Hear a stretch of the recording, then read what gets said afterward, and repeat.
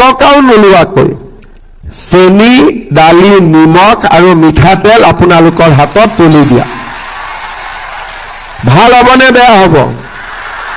সঁচাই ভাল হ'ব তাৰ লগতে ফটক কৰি নহয় লাহেকৈ নহলে কোনবাই ক'ব মামা কৈছিলে কৰা নাই অলপ পিছলৈকে মই আপোনালোকক আধা কেজি চাহপাতো তুলি দিব খোজো কিন্তু অলপ পিছলৈকে সোনকালে নহয় কাৰণ মই কাৰোবাৰ ঘৰত গ'লে চাহ খাব লাগিব নহয় হয়নে নহয় ইয়াৰ পিছত দ্বিতীয় অন্ন হল কিন্তু ঘৰখনৰ মহিলাৰ হাতত যদি টকা থাকে অৰ্থনৈতিকভাৱে শক্তিশালী হৈ থাকে মহিলা গৰাকী যদি নিজৰ ভৰিৰ ওপৰত থিয় দিব পাৰে আমি হাজবেণ্ড সকলে তেতিয়া মহিলাসকলক সন্মান কৰোঁ আমাৰ ওয়াইফ সকলক আমি সন্মান কৰোঁ এতিয়া অৰুণোদয় আজি যে ৯,০০০ টকা আপোনালোকৰ একাউণ্টত পাব একাউণ্টৰ পৰা টকাটো উলিয়াবৰ কাৰণে সকলো হাজবেণ্ডে মটৰচাইকেলৰ পিছত আমাৰ বাইদেউসকলক আজি উঠাব মই ঠিক কৈছো নে নাই আৰু অৰুণোদয় টকাৰ পৰিমাণো বঢ়াব লাগিব বছৰৰ মূৰে মূৰে টকাৰ পৰিমাণো বাঢ়ি যাব লাগিব ইলেকশ্যনৰ মিটিঙত মই তাৰ বিষয়ে কম যে অহাবাৰ কিমান টকা আপোনালোকে অৰুণোদয় পাব কিন্তু আগতকৈ বেছি পাব লাগিব আমাৰ মহিলা উদ্যমিতাই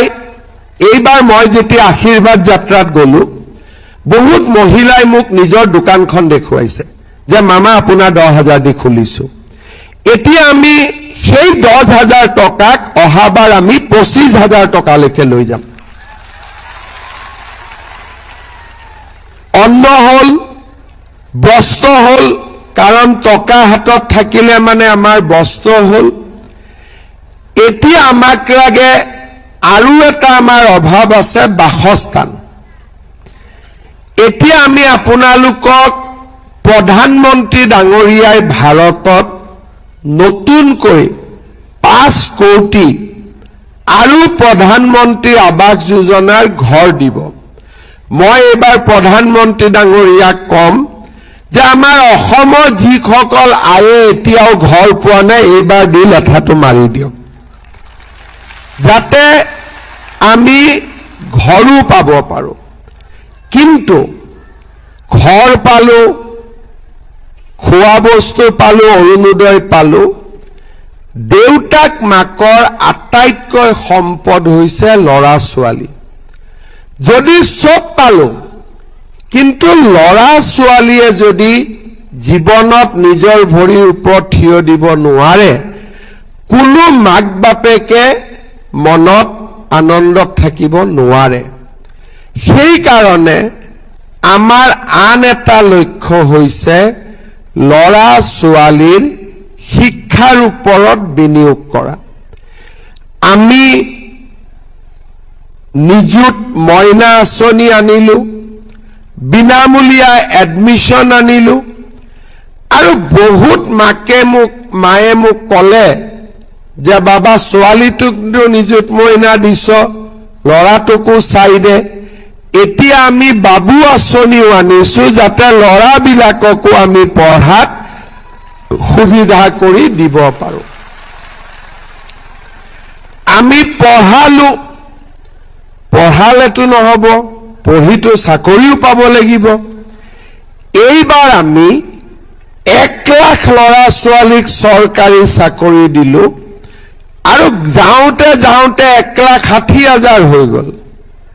বেলেগৰ ক্ষেত্ৰত কি হয় 1 লাখ দিলে 70,000 80,000 দিব পাৰে কিন্তু আই মাতৃসকলৰ মোৰ ওপৰত ইমান আশীৰ্বাদ আছে যে 1 লাখ দিম বুলি কৈ 1,65,000 পাই গলোগৈ অহাবাৰ আমি চেষ্টা কৰিম আপোনালোকৰ ল'ৰা ছোৱালীক 2 লাখ চৰকাৰী চাকৰি দিয়া কিমান দূৰ গৈ পাও নাজানো কিন্তু মই ভাবো যিমান কওঁ তাতকৈ বেছিয়ে যাব কম নহব আৰু আমি অসমত উদ্যোগ আনিম যাতে আমাৰ ল'ৰা ছোৱালী অন্ধ্ৰপ্ৰদেশ, কৰ্ণাটক, মাদ্ৰাজত যাব নালাগে, চেন্নাইত যাব নালাগে, আমাৰ অসমতে উদ্যোগ স্থাপন কৰি আমি ল'ৰা ছোৱালীক ইয়াতে কৰ্মসংস্থাপন দিব পাৰোঁ। আমি ল'ৰা ছোৱালীক পঢ়াৰ লগতে আমি কাম শিকাম, স্কিল শিকাম, উদ্যমিতা শিকাম। এইবাৰ আমি 1 লাখ যুৱক যুৱতীক নিজৰ ভৰিৰ ওপৰত নিজে থিয় দিবৰ কাৰণে ব্যৱসায় কৰিব 2 লাখ টকাকৈ দিছোঁ। অহাবাৰ আমি 10 লাখ ল'ৰা ছোৱালীক আমি নিজৰ ভৰিৰ ওপৰত নিজে থিয় হ'বৰ কাৰণে আমি সহায় কৰিম। তাৰ মানে আপোনালোকে চিন্তা কৰক, আপোনালোকৰ খোৱা বস্তুখিনিৰ পৰা, হাত খৰচৰ টকাৰ পৰা, থকাৰ ঘৰলৈকে আৰু ল'ৰা সমাজৰ বাবে এটা মাইলৰ খুঁটা হৈ ৰ'ব। ইয়াৰ আগতে কেতিয়াও আমাৰ আই মাতৃসকলে একেদিনাই একেলগে 9,000 টকা বহাগ বিহুৰ আগত কেতিয়াও পাব বা পাব পৰা নাছিলে। মহিলা উদ্যমিতা দিওঁতে মই কৈছিলোঁ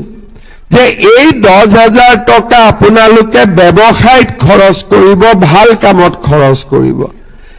কিন্তু এই 9,000 টকা কেনেকে খৰচ কৰিব লাগে মই নকওঁ। পৰিয়ালে আপোনালোকে যেনেকৈ ভাল দেখে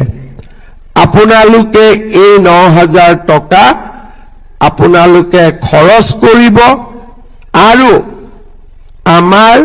বহাগ বিহুটো, বাপতি সাহোন আমাৰ বহাগ বিহুটো এইবাৰ সকলোৱে আপোনালোকে আনন্দৰে উদযাপন কৰিব। আৰু বহাগ বিহুৰ পিছত নতুন চৰকাৰ আহিব, ইয়াতকৈও আহিবলগীয়া দিনবিলাক ইয়াতকৈও আমাৰ ভাল হ'ব। আজি যিমান আনন্দ পাইছোঁ